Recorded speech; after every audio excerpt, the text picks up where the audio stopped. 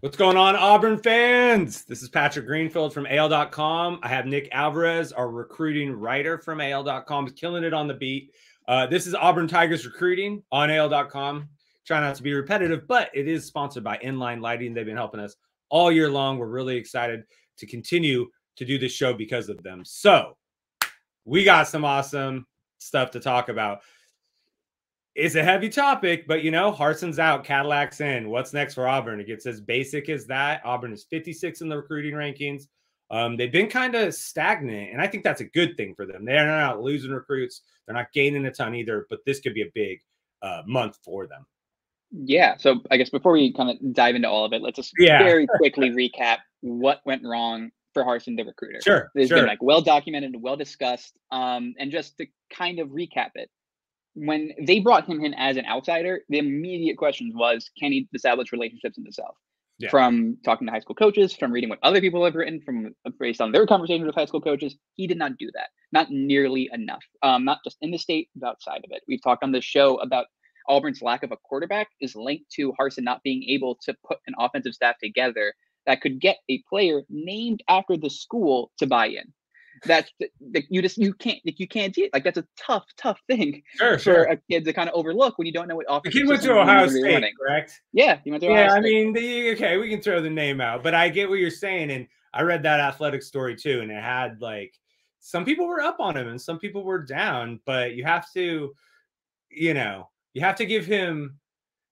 It's hard because you want to give him credit for coming in after the pandemic and after the Gus thing and and then the coup. And if you want to call it that, like I think too little too late was the kind of theme for Auburn on a lot of these kids. Like, before we talked about Auburn Brock Glenn, Christopher Vizina was not a quarterback pursued by Alabama. Sure. He's a 5-star and one of the best in the country. He's going to Clemson. Dabo Swinney, great recruiter. They were late on him. They were late on Quinshon Judkins, who's now at Ole Miss running for 1,000 yards. They have good running backs. I'm not saying they need, but like, you get what I'm saying. There's a trend here of Auburn just not being there often enough, especially when on the kids that are not being pursued heavily by Alabama and Georgia. Yeah. Like, it was an issue. It continued to be an issue. And obviously it was enough of an issue that Auburn's now paying, I think, $45 million to 2 coaches to try again.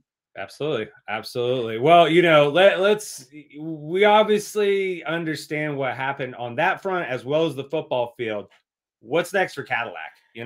What is this situation? We obviously don't know if he'll be the full-time coach. We don't know if Zach Etheridge is going to get that shot. We don't know if it's an outsider. Dion, Lane Kiffin, you hear all these names, but what is next for Auburn on the recruiting trail? Yeah, so the first thing, an hour after Harsin was fired, Janoris Wilson, a 3-star offensive line commit, decommitted from Auburn. The Tigers are still in the mix for him, but he has decided that with the coaching change, he's reevaluating. Yeah, absolutely. We've talked about recruits on this show who said, we commit to the school, not the coaching staff. Well, that question is going to come up again and be reevaluated in a week. So when you said what are the little cheeky term here, the keys for Cadillac. The keys to the Cadillac. Yeah. So, like, what you're going to need is retain the 10 guys you have. Sure. The Auburn, he's mentioned, is ranked 56. I think that's still last in the SEC. Whatever new coach comes in, there's going to be transfers coming in. I'm going to look at that, like that Jim Mora UConn model. They're 4-5 right now and had like 40 new scholarship players. The NCAA has passed laws over the last year due to COVID that essentially allows any scholarship player to be added as long as that number is below whatever they determine is that slot that year. And you can't let anyone in this class go, specifically Jeremiah Cobb, who I mentioned because he's Cadillac's guy. He committed to Auburn because his primary recruiter was one of Auburn's best running backs. Now, and Cadillac talked about this on Wednesday during his first press conference, it's hard as a head coach to navigate recruiting or to navigate everything because you have so much on your plate. That's like he's going to need to. That's like the one position Auburn doesn't need to worry about, though, is running back. They got 3 studs right there. And you get this 4th one from Montgomery Catholic. Sometimes we wonder about this. Obviously, Cadillac, one of the best players in Auburn history. But what about that defensive side of the ball? Can he get those guys to come in? Can he get those D-line commits? Can he get those DBs to come in? Yeah, and that's a question I've heard from coaches in the last few days. It's like, he can recruit running backs, and that's kind of where they stop. And it's like, okay, we'll put it together. I will say it's interesting and slightly concerning that Quay Rousseau and James Smith have been quoted in other outlets, essentially saying, it didn't really matter that Harsin's gone. Like, we're looking for something. We were looking for a changeup. Like, we're looking for something else with the Plains anyway. Yeah. So while it's good that's saying, okay, cool, those relationships are probably still there on staff, you also then maybe question, like, how far down the line were they getting with those kids anyway? Sure, sure. If the head coach being dismissed wasn't enough of a shakeup. So I do think in the immediate term, it's not just securing the 2023 kids. And I talked about how the new coach can bring in for the future on the transfer portal. You have to get the ground running on 2024. And they have done that with some local kids in Alabama, maybe some lesser known prospects right now, but their names should rise in the coming months and during the summer.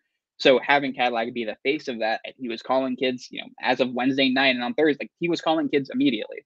And I think that's the goal. He knows the game. He knows how it's played, and he's going to play it well, I would assume. And you know what? All this can be put in the past. This Harsin thing. I mean, now if Cadillac does get the job, or if Zach Etheridge gets the job, Auburn fans and apparently boosters will get the person that they want. If you look at the product on the field, it really did seem to be about game adjustments and game preparation, because the players did play their hearts out. And you can see that when you have double-digit leads in 5 straight SEC games and then lose them, clearly that's not about your talent level. For sure. And I think what Auburn needs to do, and there's been some talk about this in terms of the NIL standpoint, like they need to show unity.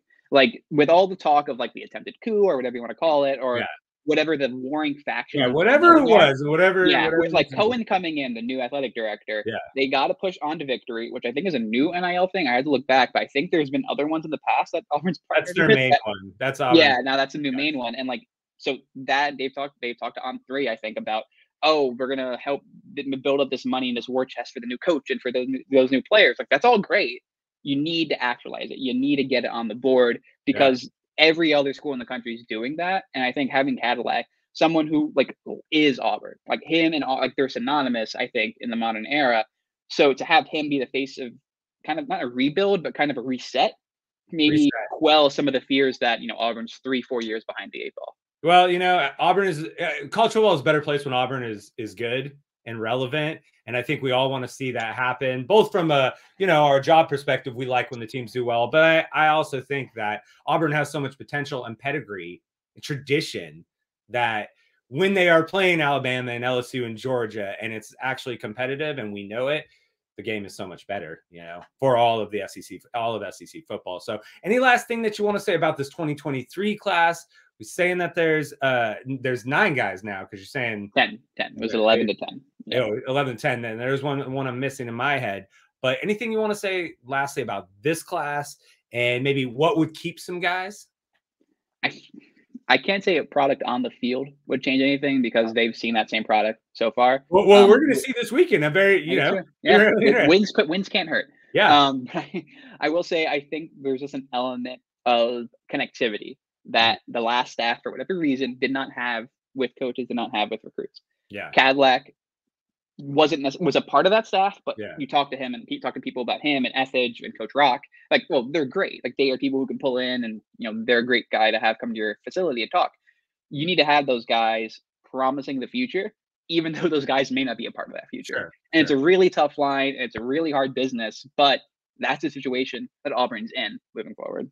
Awesome. Well, hey, I appreciate it. Once again, we got Auburn headed to Mississippi State, 6:30 kickoff on ESPN2, 6:30 Central.